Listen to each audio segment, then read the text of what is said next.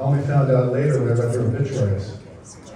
The point I'm trying to make is that it's such a profound event. We're so fortunate today to have a veteran of World War II here. He served in combat roles in the European theater and also in the South Pacific. And even better than that, Paula is going to do the honors and engage us in a wonderful conversation.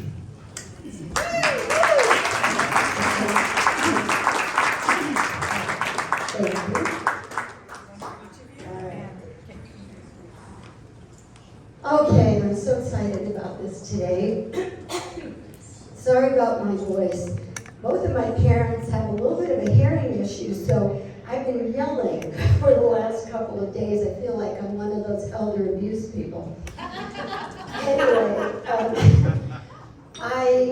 we decided to do this kind of an interview style because I have had the honor of getting to interview my dad many times on my radio show and in other situations. In fact, Don Meredith and I like to say that we gave him his jump-off point to his celebrity because we had him on our radio show many years ago, Transition Radio, when Don and I were doing that show together. And since then, he's been on Martha McCallum and Ben Shapiro and various other radio shows that always ask him on every military holiday to show up. And so, as I mentioned, he's about to turn 97, and we thought it might be just fun today to share some of what he has experienced in those 97 years. However, after Normandy and after World War II, which we'll talk about in a minute, the way Dad found his way through PTSD over the 66 years that he had it was through humor. And so the truth is, I think we are not going to get the best out of him today unless we let him start with a couple of jokes. All right. All right, all right. I would thank you, and it's so wonderful to be with Rotary, and I used to be with Rotary. And, Yeah, he is a Rotarian, I forgot that. Yeah. A little closer to you now. The story I want to tell you, I got one joke for you, but I got two things to tell you first.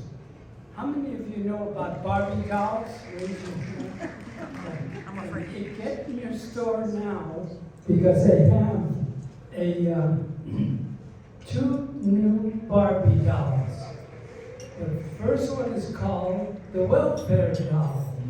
You wind it up and it won't work. And then the new doll that just came in is called the divorced Barbie doll. It comes with Ken's house, his boat, his money, and his car.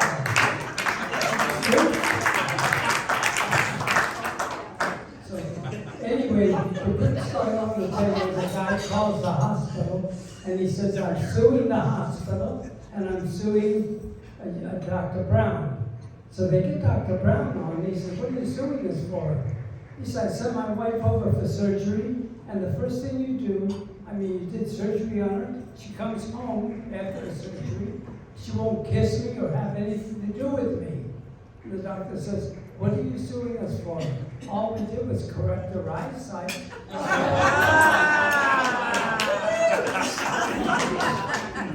Welcome to my world. And now you understand why my mother deserved the applause for God knows how many years.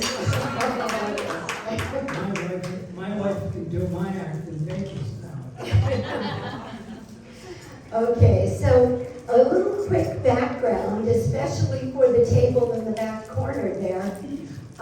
My great-grandparents were Russian on Daddy's side, and my great-grandfather owned a dance company, and my great-grandmother was the prima ballerina.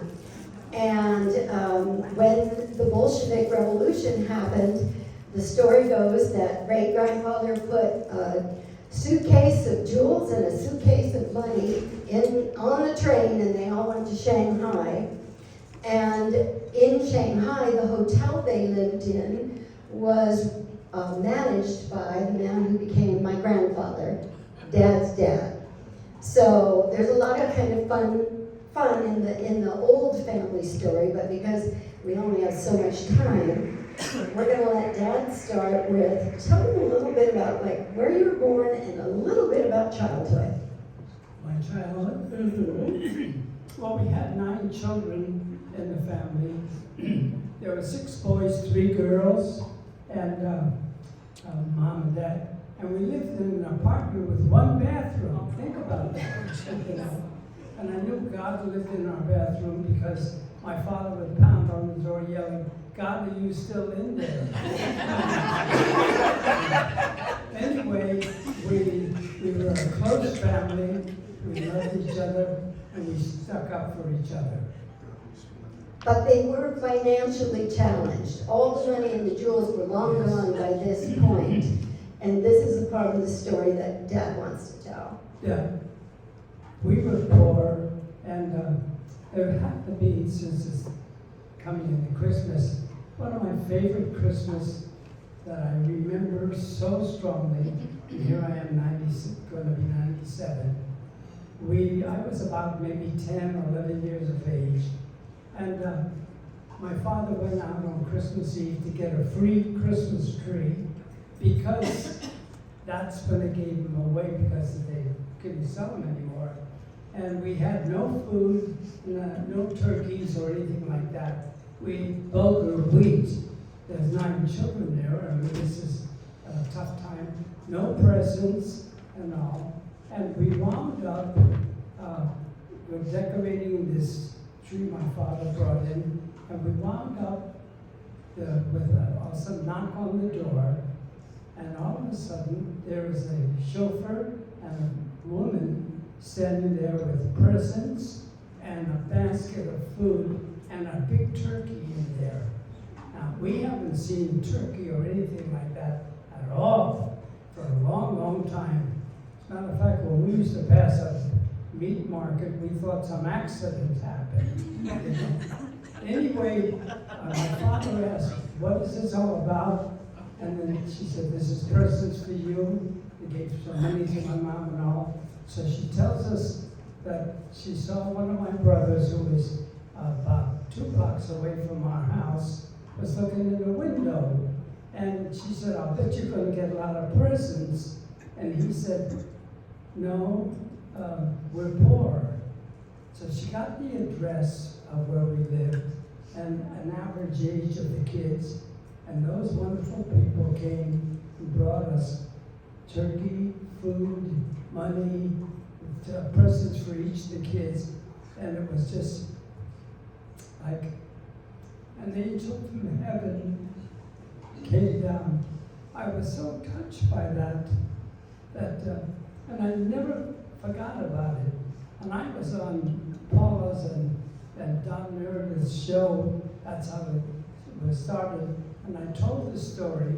So some years later, when I grew up, got married, and so forth, Paula and my other daughter, my son, were small. My son was about 5, 6 years old. And I thought about what happened about that Christmas. And I said, I'm telling this to Don Meredith and Paula on the broadcast. And I told them the story, and I told my kids, well, I found a family that were 2 girls and a boy. And I said, why don't we go there and we'll give them some money or whatever it was. And so we went, I said to Paula and Leslie, maybe got something. So they took a good doll, not an old one, a good doll, that one of the best ones, and they wrapped it up to take it there. And I said to my son, well, what do you want, son? Do you want to get one of your trucks? And he said, no. But you see, a year before, I bought him a robot, and it was pretty expensive. And he loved that robot. And I said, what do you want to give the boy, son? He said, I want to give him my robot. And I said, son, that's a very expensive robot. He says, but I had it a figured the boy would be happy. And that young kid gave his robot.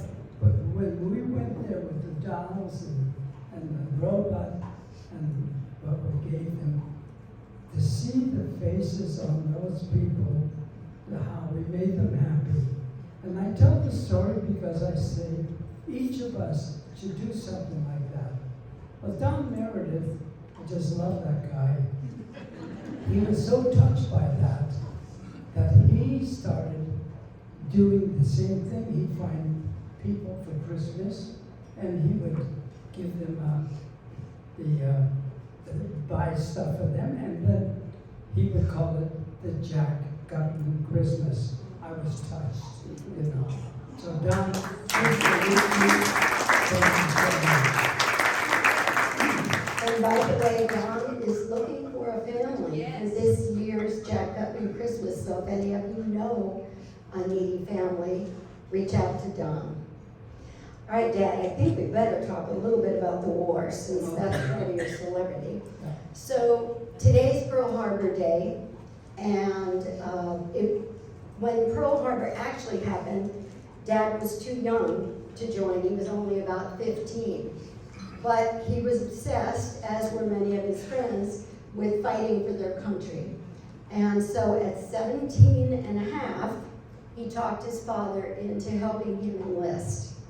By 18, he was there at the invasion of Normandy. And I think, Dad, most of these people have never heard. Can you tell them a little bit about what was it like that day? What was the weather like? What was the sea like? And what did we show up with? Well, let me paint a scene for you. I'm 18 years of age, young kid, and scared. And I was a medic, and my job was to evacuate the wounded off the beach. That's what we trained for, climbing down the nets and so forth. On this particular night, we were supposed to hit on June 5th, but the weather was so bad and everything, they had to cancel that. And so we kind of sat up there, and those generals had to make a decision of whether to cancel it or we go the next day. So it turned out that night, on the June 5th, it was kind of a sober time on our particular ship, which is a troop ship with various people. It was their sober time, and it was mixed emotions. There were people who were laughing, and, trying to pretend that everything's okay. But I want to tell you something. It's a scary, scary time. And you know somebody or people there are going to die the next day. But you always think it's going to be the other person. As a medic, I know that we go in afterwards to take care of the wounded. And so therefore, it was very personal for me, because you're dealing with people. But when we finally, the next day when we made the invasion on June, when we started early in the morning, the bombs went off on front of the ships and hit there. But what the Germans actually saw out there in the water were 5,000 ships, 4,500 Higgins boats that land on the beaches. They were to hit 5 beaches. The United States had Omaha and Utah, and the rest were the Canadians and Canada. And when they were hitting the beaches, I swore there could not be anything alive. And so we're back bivouacking, what we call bivouacking, out there because we're going in later. So the first 7 waves or whatever it was, our soldiers were going in on D-Day on that morning. And we came in, I thought would be a cakewalk about 2.5 to 3 hours later. And I figured we would just gather up the wounded and take them back. But all hell broke loose because as we came in 2 or 3 hours later, there's bodies laying in the water.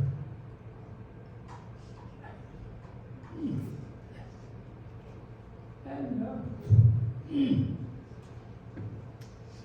I'm 18, and I was wondering what happened. There's barriers up in the water. We had to wade in the water up to our hips, and on my chest there. We got there. There was mines on the poles. There was Rommel had put 30, or the general, whoever it was, put 30,000 mines on the beaches and everything. There's barbed wire, everything, and things are going. It was an absolute hell. And when You know, I and got on that beach, I want to just interrupt for a moment and help everybody understand.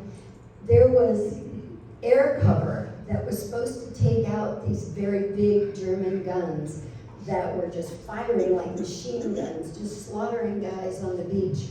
But because it was overcast that day, they couldn't see their targets. So they told them, when you hit land, count to 3 and then drop the bombs. And all the bombs dropped on the other side of those guns. it was a mile away. Yeah. It dropped a mile away, and these poor guys, they had a machine gun that could shoot over 150 bullets a minute or more. And it was just, and as the ramp went down and the guys were going off, they were just slaughtering them. So guys, I found out later from some of the wounded, what were those bodies doing in the water when we came in? And they said they jumped over the side because they could not, that they saw the things happen to get away from the bullets. It was just absolute horror. A lot of the guys had very heavy packs on them. So when they went over the side to try to wade in, they drowned. So there were a lot of awful things that happened. And could somebody tell me what the time is so I have some idea where? 1:16. Okay. You've got people laying on the beach, and I get there, and you got guys calling, "Mama, Mama." No, it was like an absolute nightmare, and there was just not a whole lot of cover there, but I'll tell you, it was an absolute just disaster, So obviously, for an 18-year-old kid whose job was to patch up these guys, to try to get them able to be carried to the ships and then back to safety, it was incredibly traumatic. And Dad had done some training in a psych ward before he went to Normandy, and it was a pretty terrifying experience for him. Again, think about your own children at 18, how young 18 really is. And so after Normandy, Dad had a little bit of a leave, and then they sent him to Oceanside to train with the Marines for the invasion of Okinawa. Now he was going to have to serve in a second theater, which wasn't supposed to happen, but it did. And because we only have so much time today, I'm going to tell a little bit of this part briefly. But he trained right here in Oceanside at Camp Pendleton, and the man who became his best friend, some of you may remember the video I showed on Veterans Day, where Dad and his best friend from 77 years ago, there's Jerry, there's a picture of Jerry Denny. They were reunited. They became best friends. And what was so interesting is Jerry said, Jack was the happiest guy I'd ever met. He was so much fun. Jerry met my father a month after Normandy. So here's this 18-year-old kid who's suffering PTSD. And what were some of the symptoms you experienced, Dad? The PTSD symptoms? I was doing crazy things. I medicating on alcohol very heavily. And But the symptoms from Normandy, the flashbacks, that stuff. the symptoms of Normandy was I would get these flashbacks, and then I would find myself going into the beach. Everything, the people screaming, the bombs, everything was magnified, just magnified, and it was like an absolute nightmare, and it would keep coming in flashes. And of course, he was afraid to tell anybody or seek any kind of help because he was afraid they'd put him in one of those psych wards where he'd already experienced so much trauma. So the bottom line is, when he went to Oceanside, he was probably doing a great job of what we call in therapy dissociating. You know, he just put that in some other compartment, and he was there having fun, doing fun, crazy things with his friend Jerry. And Jerry, by the way, was from New York. Jerry tells the story that they bonded instantly because they both spoke New Yorkese. And they trained and became best buddies. And then we're running out of time, so I'm trying to be quick. Yes, go ahead. You were sent to Pearl Harbor. Yeah, we were sent to Pearl Harbor on the same ship, which is called the Coleman. And then when we got to Pearl Harbor, we were there just a few days or so, and all of a sudden, I was called to be transferred to another ship called the Bowie, which was going to go on to Okinawa for the invasion. Jerry was left on the Coleman. We didn't get a chance to say goodbye or say anything. We never saw each other for 70-some years.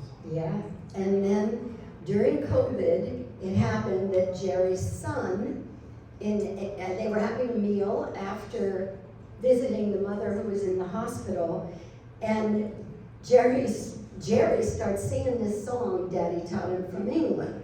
You want to sing just a line or two of that song? It was a song called, an English song. I've got sixpence, and he was singing it, and his son said, "What is that?" And he said, "It's a song that what?" That Jack Gottman taught him during their time in Oceanside.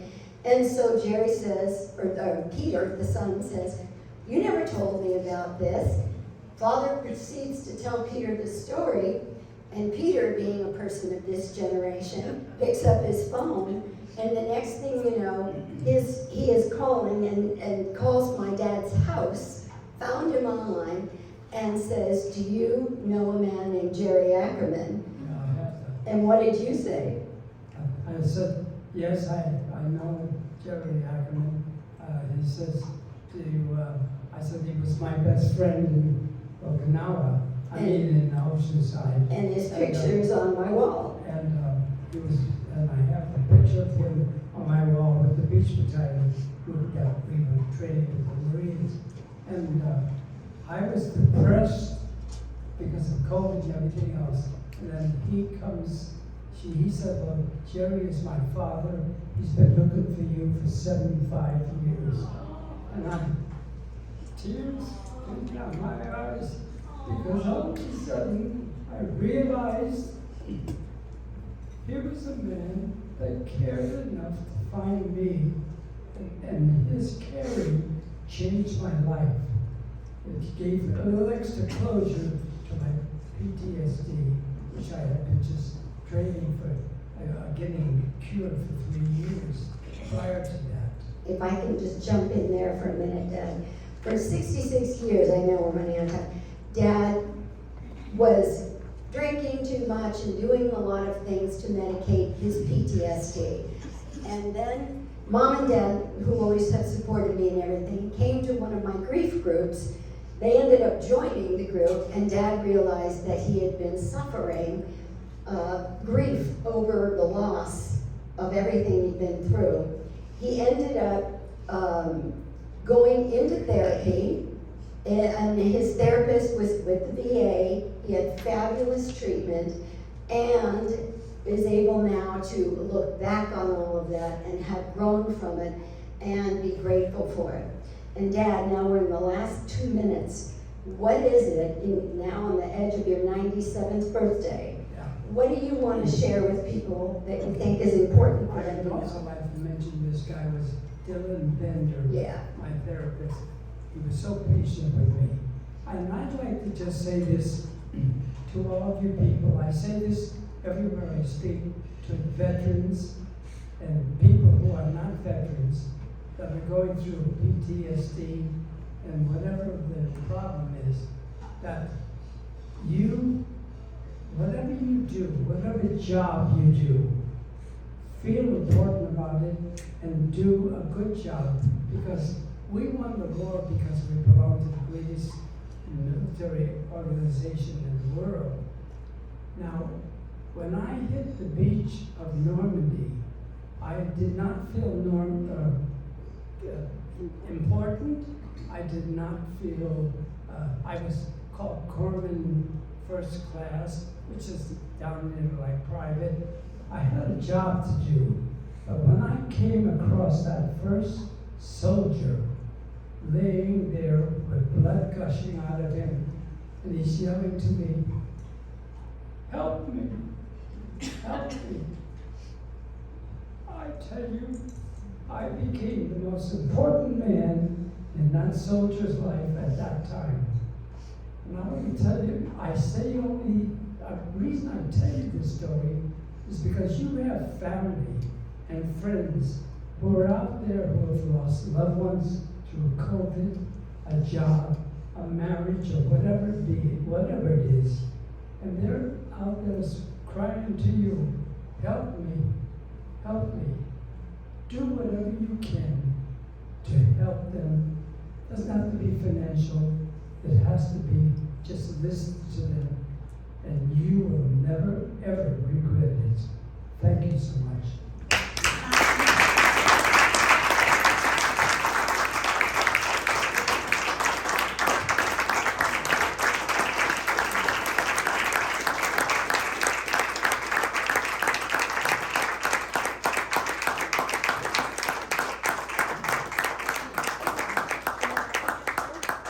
One last quick thing before Tom dances us off. Dad brought some copies of his book, which you're seeing on the screen right now. If any of you want it afterwards, it's $10 and you can see me and Mom.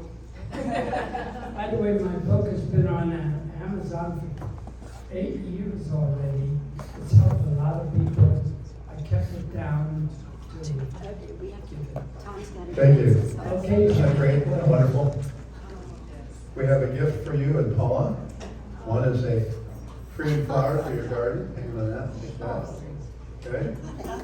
And of course the American flag. This is wonderful picture.